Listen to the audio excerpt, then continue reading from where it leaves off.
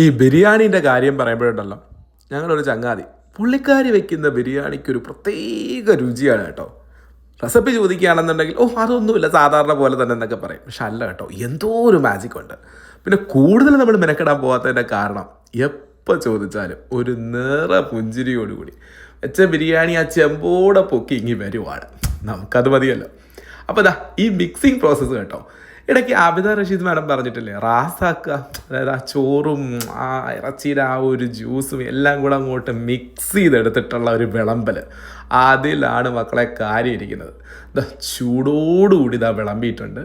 അതിന് നല്ല കൂട്ടായിട്ട് നല്ല ബീട്രൂട്ടിൻ്റെ ഒരു കിടിലം അച്ചാറ്, ഉള്ളിയും തൈരും കൂടെ അങ്ങോട്ട് സാലഡാക്കി എടുത്തതും, അതുപോലെ തന്നെ നല്ല പൊരിച്ച കോഴീൻ്റെ 2 കാല മസാലപ്പൊടി ചേർത്തതും, പുഴുങ്ങിയ മുട്ടയും, പൊടി പൊടിക്കാൻ നമ്മുടെ സ്വന്തം പപ്പടവും, ഇതെല്ലാം കഴിച്ച് കഴിഞ്ഞിട്ട് അടുത്ത പുള്ളിക്കാരുടെ അതർ മാസ്റ്റർ പീസ് കിണ്ണത്തപ്പം, നല്ല ഗുക്കുളു കിണ്ണത്തപ്പം.